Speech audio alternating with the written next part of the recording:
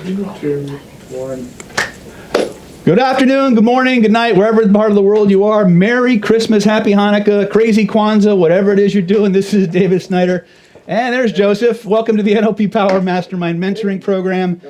Brought to you, today is a double long session, so I hope you're strapping in and ready to rock and roll. Go ahead and type in the chat who you are, where you're calling in from, and what are your biggest questions for today. TJ will start collating those for you. How many we got in the chat? 0, right? We got up to 3 already. We're up to 3. They missed my introduction. I'll give it 5 minutes and I'll do it again. Go ahead, I'll wait. Oh, Bien's downstairs. He's Ben, he's token one or what? No, he's eating. He's, Okay. eating his. Okay. So, just to go to what I was saying earlier, welcome, Joe.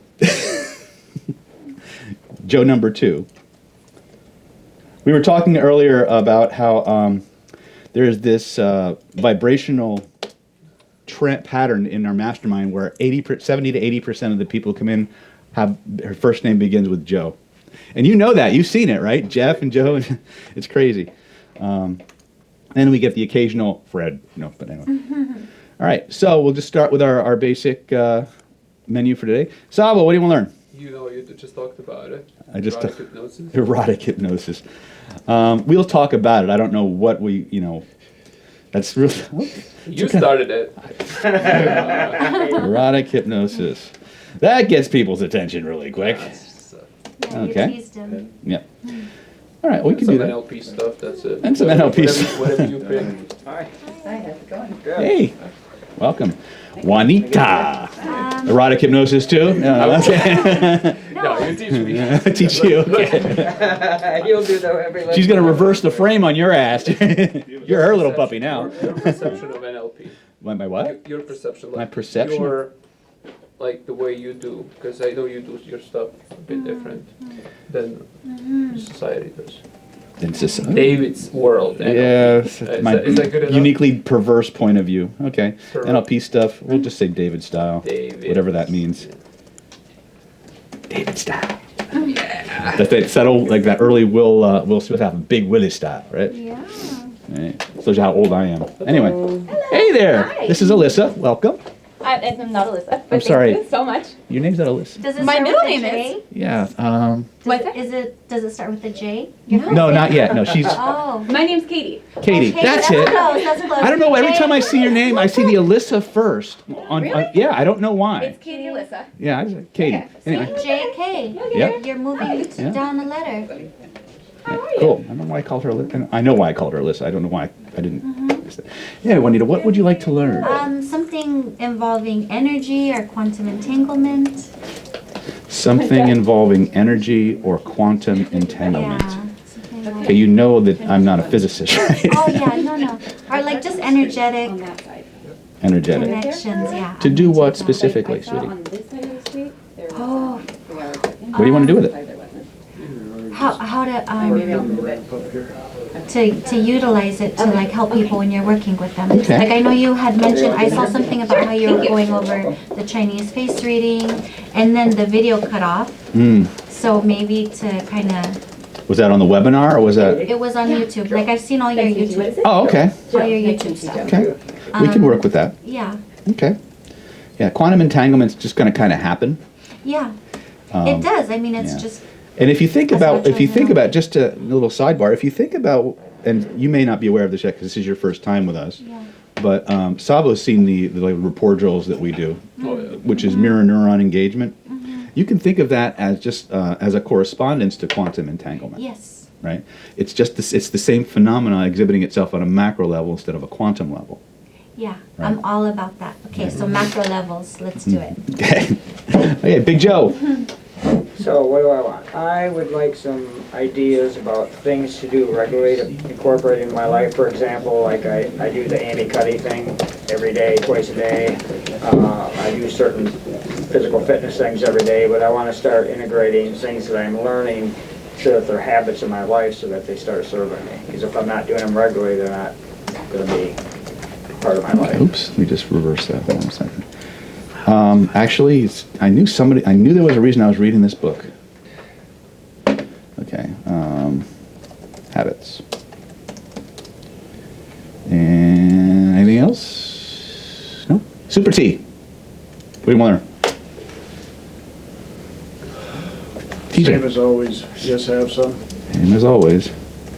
Yes, have some. That means just do whatever you want to me, David. It's fine. I love when they say that.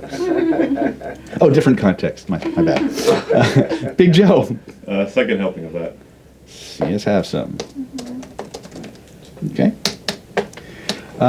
Katie. So I would love, thank you for putting me in all caps. Every time I think of you, I'm in all caps. Yes, clearly, I can see that. I would love to learn some, I think I told you about, I want to do some public speaking, possibly some meetups and how to structure that. I mean, I've watched enough of your YouTube videos to like kind of know how you structure it, but I want to know why you say what you say in the beginning and at the end and throughout. So It's that the drugs talking. Yeah. Okay, yes. So we're in a good place. If he does that. You should have You should have been here like 2 meetups ago. Salvo grilled me for like 2 hours on meetup really? stuff. Nice. Oh, man. You got it recorded? Yeah? You want to send it to me? No. You can't have it. You can't have it. I forgot your name. I'm sorry. Nanette. I knew that. I was gonna call you Eve because there's an Eve and they're both blonde and you're anyway. Nanette, the mighty. How have you been, by the way? I haven't seen you in like forever.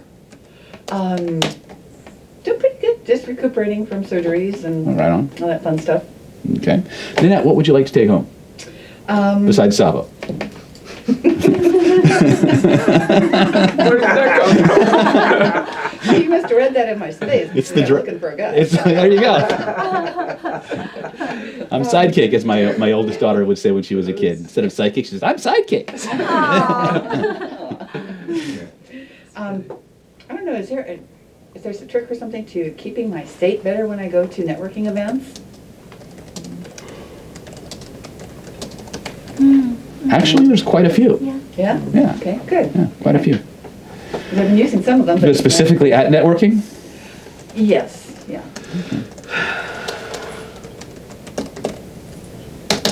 Okay. Bien. Whatever. Whatever. Just have some. Okay. Whatever comes to mind. Whatever comes to mind. We got some online. Okay. Let's talk to our online audience. Find out what these wonderful people want. Cami would like you to do the erotic hypnosis from a woman's perspective and also nonverbal signs that a man is interested in a woman. He walks with a limp.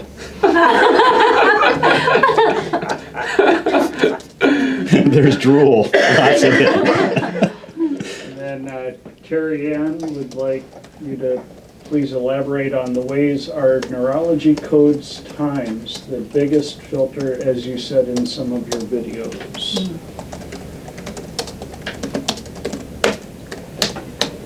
It's gonna get deep quick. Okay. What else we got? Christine Sutton would like face reading, seeing structure of a skeleton of neck and ribs showing up on sides of nose when a person talked. What does this signify on elbows down to wrist? Which direction does it matter if start out at wrist or start out at elbow? And mudra on erasing, handling fear. Okay, last I heard that the elbow doesn't stick on the face unless there's some weird anatomy class I missed. Okay. As far as mudras for fear, we can do that. Not a problem. You're gonna have to elaborate a little. You're gonna have to clarify, I should say.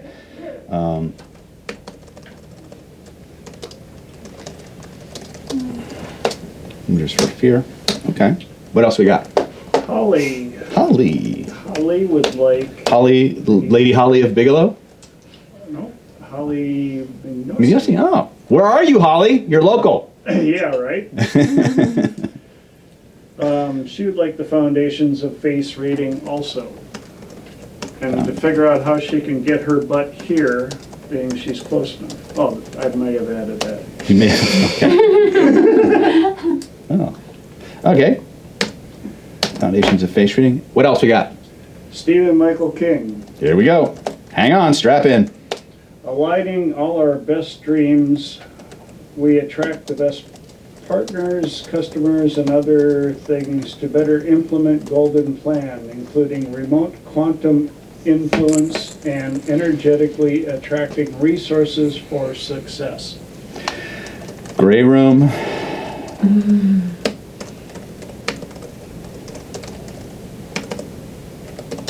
Magic frame. Magic circle. Image cycling.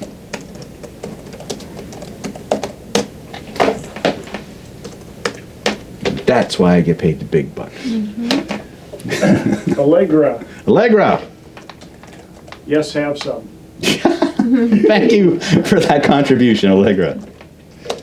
Well, she said, yes, all of these, the universe knows what topics to give me. Universe knows what topics to give you. Okay. And then Holly also added, best calming techniques for calming down before getting on stage. And she wishes she could be here, and we are awesome. See a theme here.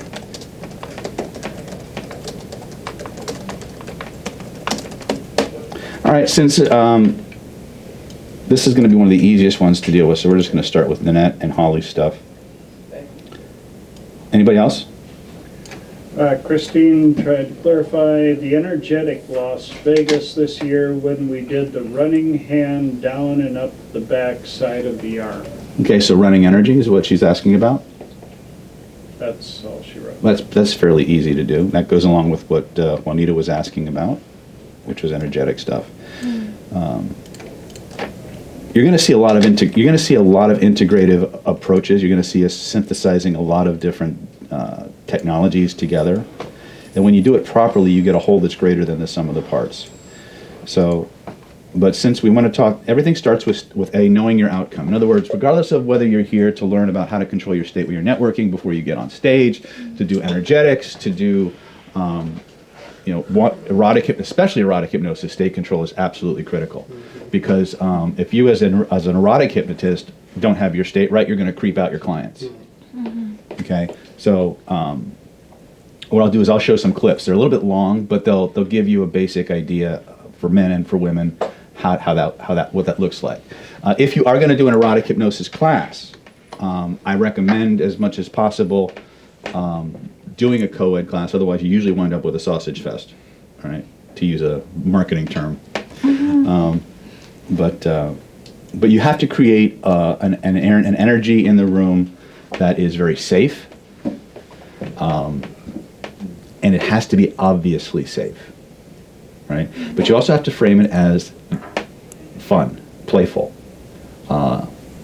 exploring erotic experiences or pleasurable experiences is okay in this environment, but there are still boundary issues. You really have to layer that in a non-creepy way, and that was the biggest challenge. And one of the reasons I did erotic hypnosis trainings here in San Diego. This is pre-TJ as well. None of you guys were around for that. But I was the only erotic hypnosis teacher that would actually bring in demo subjects for the students. Right? So I would spend 2 days teaching them the basics of hypnosis and everything else. I would show them how to move them through, and basically erotic hypnosis is no different than any other kind of hypnosis. It's just a content shift.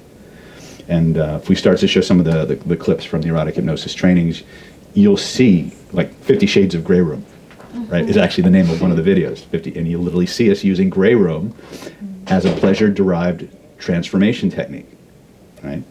And there's a story behind that, but you'll actually be able to see that. You'll see the orgasm chair, which is where I just bring all the guys up, and I almost killed one guy. I thought I killed him. What did you do? He was a prison cat. He was a prison guard. Oh, wow. You'll see it. You'll see it. He climaxes so hard. He literally stands up straight in the chair. He stiffens like a carp and falls face first into the floor. He fell so fast I couldn't catch him, which I'm glad, because if I'd have tried to catch him, he was at least 280 pounds. He'd have taken me down. Right? But again, you have to create an environment where those things can happen. Unfortunately, when most people try to create that kind of an environment, they usually wind up creating a creepy environment, which is something you have to be very mindful of.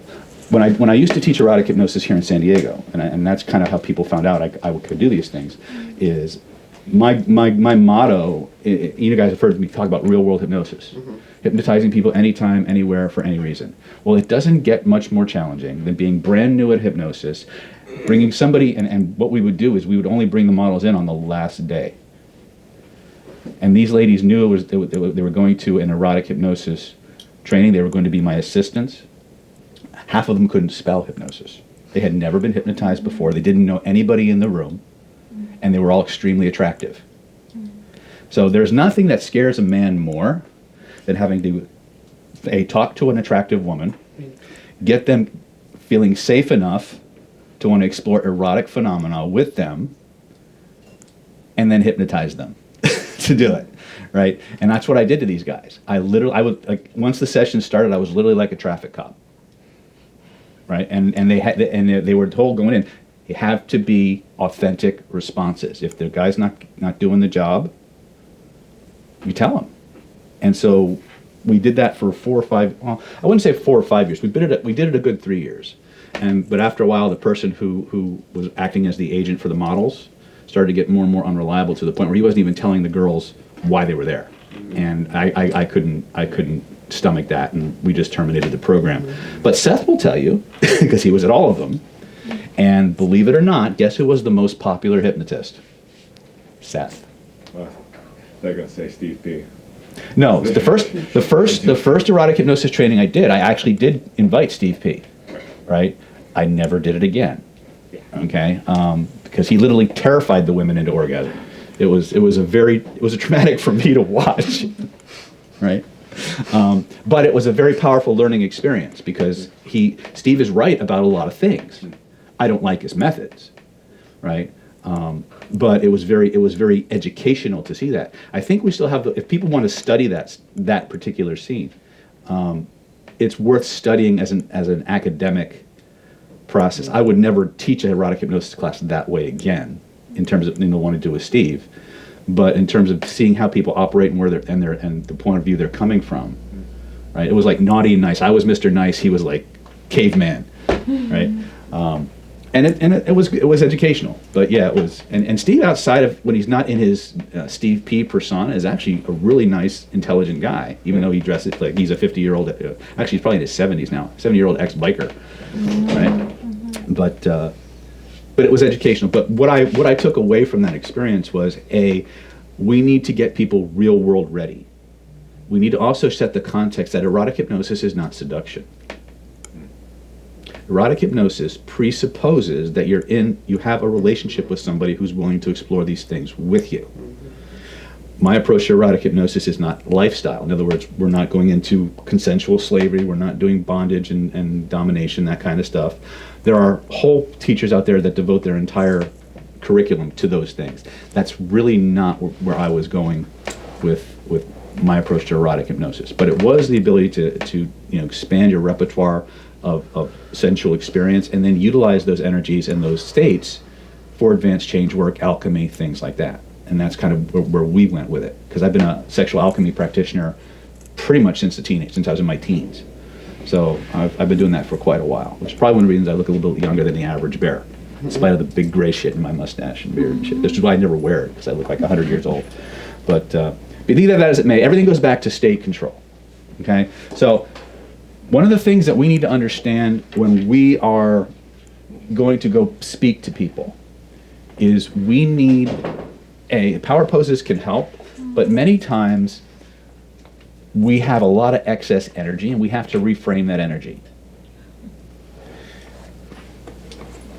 Our body starts to go through arousal and we think, oh, I'm scared. And it's actually not fear. You see, your body always generates an interoceptive response. In other words, you have a body feeling before you have an emotion.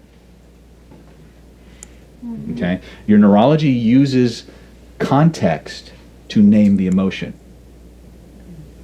You understand that? So the moment I enter a situation, it generates a body feeling. Now my brain looks at the situation I'm in, it sorts through its files, it finds the closest match, and plugs that string of memories to it. So one of the fastest ways that you can begin the process of changing that response, or actually channeling that response, is to give it a new name. But in order for you to give it a new name, you first have to detach it from the old name. Okay? The best book for this information is a book called How Emotions Are Made. And it's How Emotions Are Made. It's a little dry. Hey, David. Yes. Can I use that little table? Can I sit there? Yeah, For it's my fine. computer? Mhm. Thanks. It's called How Emotions Are Made. And again, I don't remember it's on our reading list, and it offers an alternative theory to how emotions are created and processed in the brain. What the prevailing theory in terms of emotion is and memory is that they're stored in the brain. Emotions are stored somewhere in the brain. So when I have a fear response, it's brain's gonna go, it's gonna access this file. The opposite theory says that no, we don't store them, we create them in the moment. Okay, and there's always several components to it. First, there's the actual experience, the event that triggers, the context and environment. Then there's an interoceptive response. In other words, an internal body feeling that is generated. Okay, so think of that as your paleocortex acting. And then it's going to start to search through context. It's going to look at the environment. It's going to look at what's going on, and it's going to do a transderivational search for all the different times that similar processes have happened and the feelings connected to it, and then it's going to use that as a guide to label the feeling you're currently having.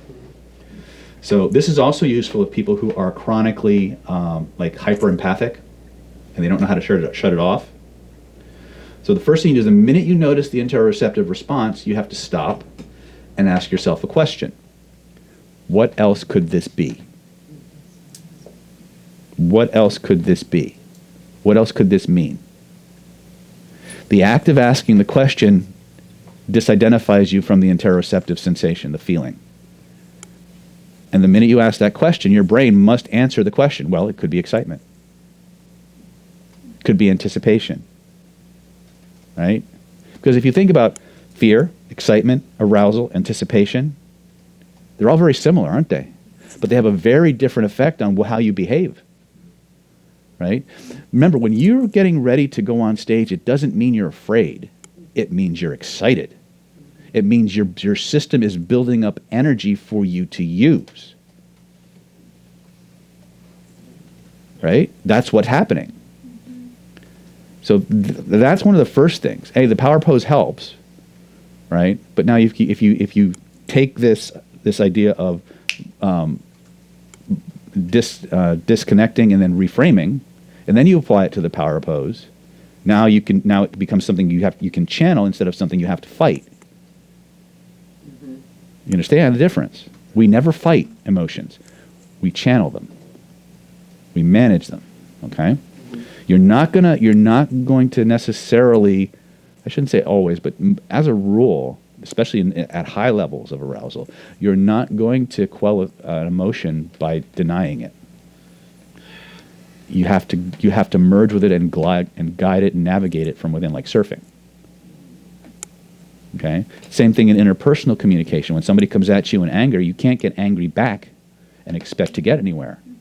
You can't necessarily be placating either and expect to gain alliance. What you need to do is you need to get mad at the same thing they're mad at and create an alignment. And then if you just go a little bit more to that extreme than they calm you down. All right? It's a very subtle conversational technique, but it requires that you have enough situational awareness and the ability to control your state. Because if you can't control your state, you're not going to control anybody else's. But they'll happily control it for you. Okay? So that's the first thing. Another thing that you can do is exercise. If you have a lot of excess energy and it doesn't make you glisten too much, I know we're talking to ladies here, do some push-ups. Jog in place for 5 or 10 minutes. Right?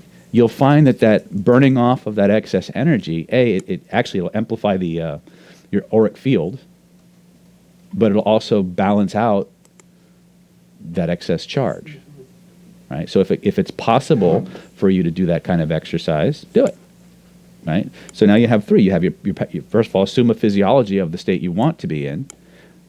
B, you have your polarity drills. Most of you know what I mean when I say polarity drills, right? So you have those. Those are things you should be doing all the time, right? The more you do the polarity drills when you don't need them, the less you'll need them out in the field, because your state will automatically be more balanced. You'll become more aware of when you're shifting those states, so you can nip them before they become, when it's a tiny pebble versus an avalanche. And that's what we want. We want to go as far up that domino effect of sequences in the body as we can. Okay? So again, event happens, body feeling happens, environment, context, label, cascade. So we want to break that right off the bat. And the minute we become aware that we're feeling, quote, afraid, what else could this be? Right? Does that help? Okay. Okay. So if you were working with someone who had fear issues, you could just practice going through situations that are leading up to that, and then make that change. Just practice it over and over and over. There's all kinds of things you could do. The thing is, you have to break them from being locked into that label fear. Right? You could tell them, and sometimes it'll go south on you. They'll say, I feel I'm afraid. And I go, well, what else could this be? He goes, terror. Right? Probably not useful. Right? But then you can go into reframing. So if you come to CPI 3 and we talk about sleight of mouth patterns, you can do just a redefine. You say, well, it's not that you're afraid. It's just that you're very excited about the process. Mm-hmm.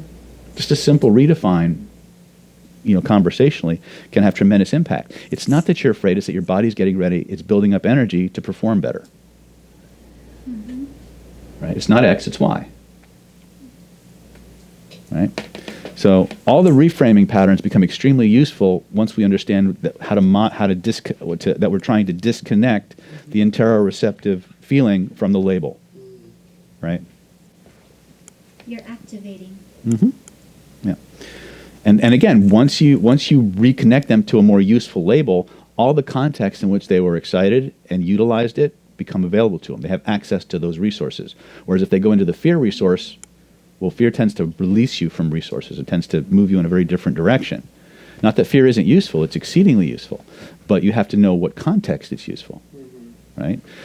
Just as an example, one of my good. I don't say we're good friends, but we're becoming better friends because we were in the same circles now, and he's been studying my work for a long time. I didn't realize it was Chase Hughes, creator of the Ellipsis Manual. And Chase's approach, he comes from the Tradecraft side of the human influence spectrum, where it's very tactical and largely merciless. And so one of the things that happens in the ellipsis approach, or as they call it Q prime, is they're gonna target your emotional weaknesses and push your emotional weakness buttons to get you to do things. I'm not a big fan of that approach to influence. I'm more the carrot kind of person than the stick. But they're very much, all you are is a big bag of chemicals and electricity. And so everything they do is going to stimulate a dopamine release or a dopaminergic release, and you're going to behave appropriately. Very, very useful stuff, but again, not as heart-centered as some of the approaches that we have. But it does work. And that's the thing you need to understand, is that both approaches work. It's just which side of the fence do you want to play on. And you should understand and know how to use both. Because if you can't use it, you're not going to recognize it. You're not going to know how to defend against it necessarily, right? Because a lot of the techniques that are employed in that side of the fence are to keep you psychologically and emotionally off balance, so you can't think about what's being done to you. Probably one of the best overt examples of that kind of, for lack of a better word, mind-fucking. If you've ever seen the Darren Brown show where he convinces somebody to commit murder, yeah. Okay, it's painful to watch, but it's structurally, principally accurate how you would do it. And a lot of con men and con artists use this same approach. One of the things that should always flag you is if people come at you and are trying to accelerate the relationship process. Right? If within 10 minutes, 15, 20 minutes of meeting you, we're friends, right?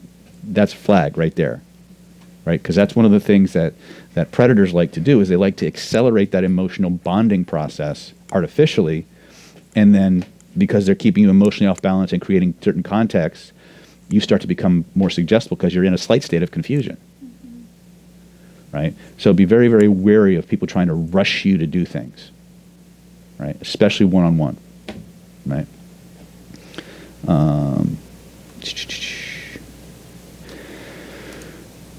Is that useful? Is that enough for state control? Did we beat that to death? Okay, so we've got Cami was asking about erotic hypnosis, nonverbal signs a man is interested. Men are very obvious. They're looking at you. They're looking, well, and their tongue is usually no. Believe me, First of all, that's all you need. the problem with men is that you have to stop thinking of them like women.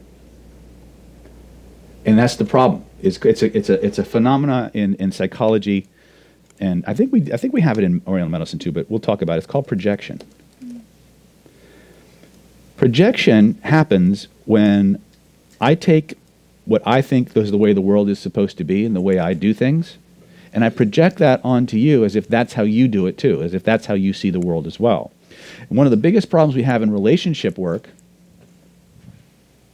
hold on a second. You're supposed to move, damn it.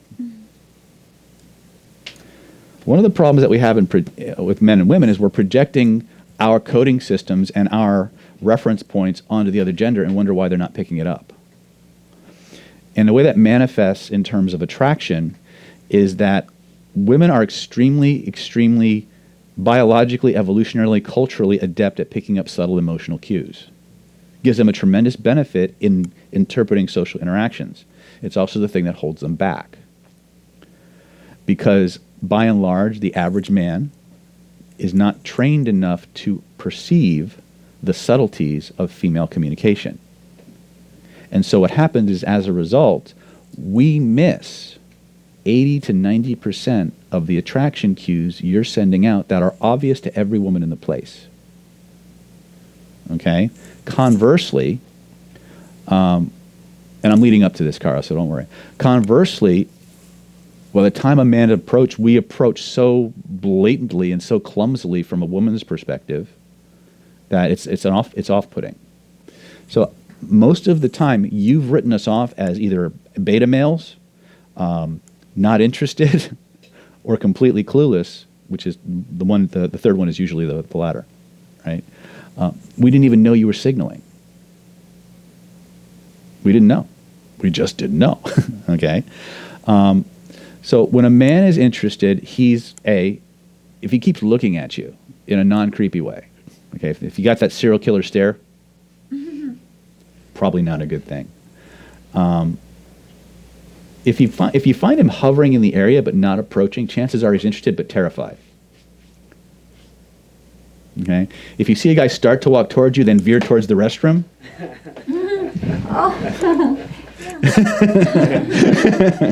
And they bump into you while they're going. Well, they may or may not. Women are more likely to bump into than men, if a man bumps into you, it's conscious, but it's deliberate. If a woman bumps into you, it's unconscious, but still deliberate.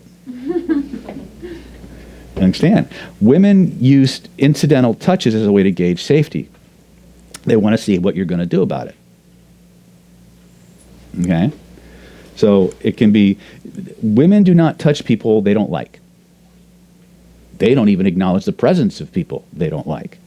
So if a woman's giving you any kind of shit, she's probably interested. And she's now testing to see just where to plug you into her worldview. But as a rule, if you've ever been around a woman who does not like you, you're a non-person. You could be standing behind them and the temperature around you drops to like 70 below, right? And she's talking to everyone around you. She just doesn't see you.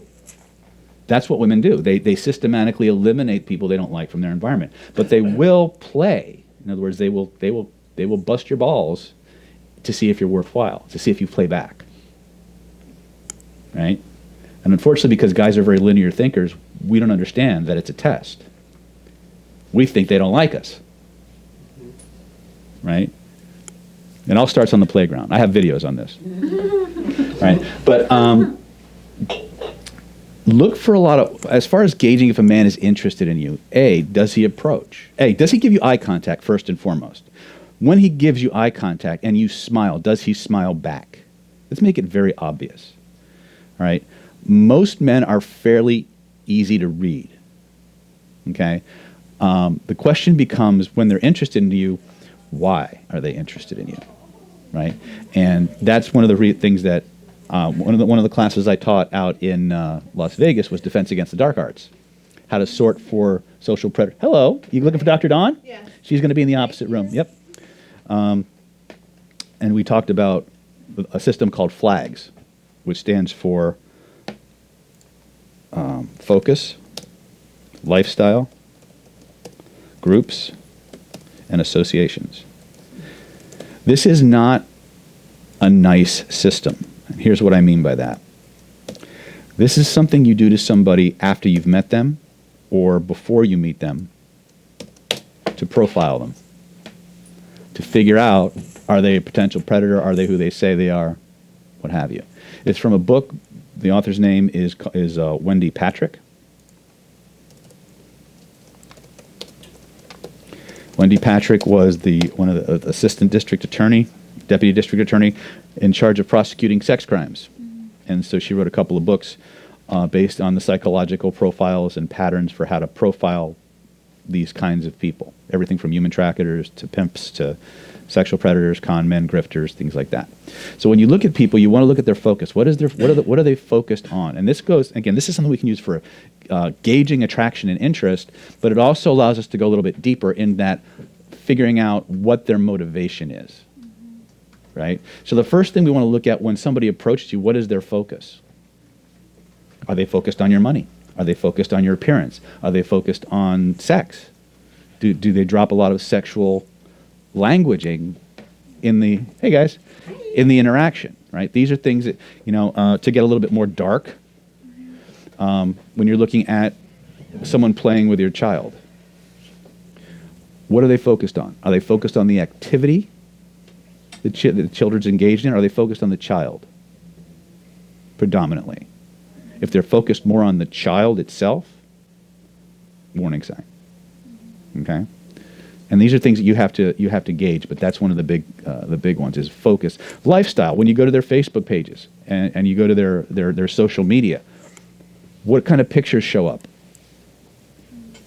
Are there a lot of selfies? What kind of selfies?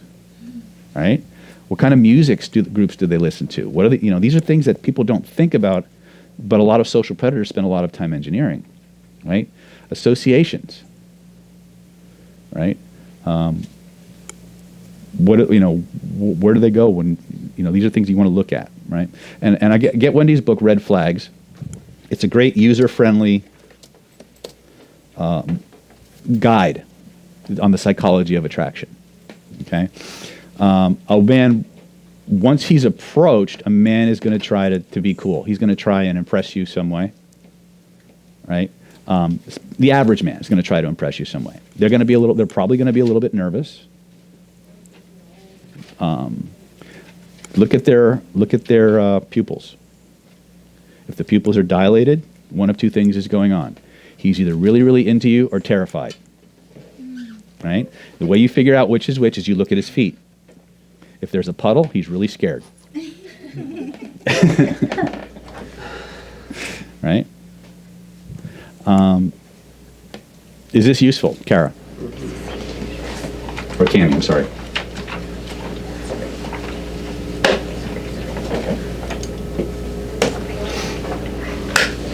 Any answers? Any new people coming in? Yeah, we got a lot of people. Uh-oh.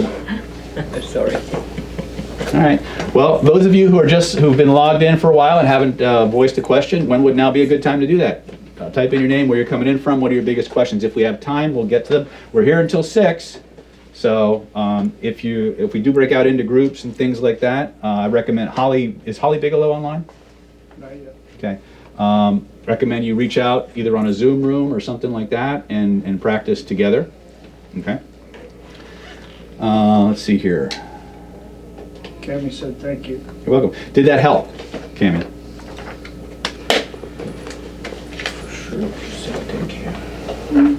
Now, for smart men and some women, there's a. Let me find this for you guys. We will watch. No, it's too long. There's a video on a YouTube channel called the Mating Dance. And what it is it's the 7 discrete body language phases that couples go through when they're moving from stranger to intimacy. Through 5 of the 7 steps, the woman is leading the dance. The idea behind those phases is that if a man is socially adept enough to read those stages, he knows exactly where he stands in her world in that moment. And so when there's at certain key points in that dance, there's only 1 or 2 things he has to do. If he does it effectively, they can be going home in as little as 20 minutes. Okay? Usually takes a little bit longer, but in the studies that I've read about it, 20 minutes was like one of the sort of outliners. Just like 3 magic questions. When 3 magic questions is done properly, you can generate intense attraction and connection, or you can venue change in as little as 20 minutes. Most people take a little bit longer. I recommend going slower, right? Because men are linear thinkers. We're very process-oriented, or actually outcome-oriented or goal-oriented. Women are more process-oriented. So like when you're getting ready to take a woman to dinner, you're thinking about the sex at the end of the dinner, right? Because that's dessert, right? Or that's the meal. That's the main course is the sex. No. When women prepare for an event, the sex is the dessert. Everything from getting ready to getting the pickup, it's all, they're immersed in the process of it. So when you stop being outcome driven, getting to the sex, and start becoming immersed in the process, the sex will tend to take care of itself. Okay? Be focused on being present and having as much fun as possible before that. Connect, and you're going to find that you're going to get where you want to be for both of you faster. Okay? It's ironic that men and women both want the same things, they just want them in a different order. And that's one of the, again, that goes to projection, because we assume that when we treat a woman the way we want to be treated, no. And that's the uncomfortable part about social influence work, is that we all have a natural way that we do things. It's organic to us. But to be the most influential we can be, we have to modify, either to a little bit or to a greater degree, what we do and how we do it to fit what's natural for the other person. And that's why you have to be very careful, because you can do that, but you have to keep doing it. So there's a saying, I think it was from a dating coach, Annie Lala, who actually married Eben Pagan. I think I attribute this saying to her. I might have been another dating coach, but she said basically, relationships that work tend to work from the start. In other words, your values and criteria matches, your meta programs match, your credit scores match. That's actually a thing, right? Credit scores are a big indicator of long-term relationship success. Who knew, right? So yes, you can, and that's one of the things that you'll see with a lot of imposter dating, con men, grifters, predators, narcissists, is they'll play a great role until they've got you, and then they'll pull the switch. And it'll be a very subtle process at first, right? But it's a process, right? Okay. That being said, it is 10:43. I think it's a good time to take a break. I will reconfigure my brain, and we'll go in another. Well, before we break, Stephen and Veronica, what would you like to learn? I would like to go to maybe practice the Bankston method with the David tweaks to it, because I'm going into surgery next week. I'm going to be in the hospital for a while. Okay. And the other things that I'm interested in is the energetics, the mirror neurons, the entanglement, the vibration. You must have been reading Juanita's stuff. Oh. Well, maybe you didn't, because it's not there. Juanita was asking about that. No, I was entangling with them. Oh, is that what it was? Okay, yeah. How weird. Ditto. And I have it on video. We got 2 now at least. Veronica, what do you want? I would like to practice a little bit, or have a little bit more information about metaphor. Metaphors? Yes. Ask Joe. He's an expert now. Yes. I need to know a little bit more about what you want to know about metaphors. What do you want to be able to do? The structure and usage. Structure and use. Okay, of a metaphor or of story? Of the story used as a metaphor. Most all stories are metaphors. The question is but not all metaphors are stories. But not all intentional. That's what I want to know, the difference, and then. That's why I'm asking. That's what I want to know. And Okay. get more kind of, Okay. experience and learnings about it. I would really like to know, since she brought it up, about what do you think about isomorphic metaphors? I think they're awesome. Do you use them All the time. all the time? All the time. I taught extensively on isomorphic metaphors at the CPI training. Mm-hmm. Yeah.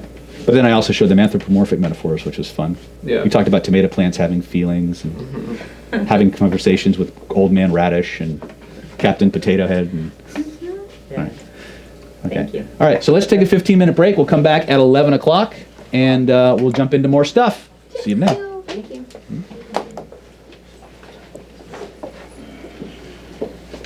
I'm gonna help you with your drinks, okay? Sure. How you doing?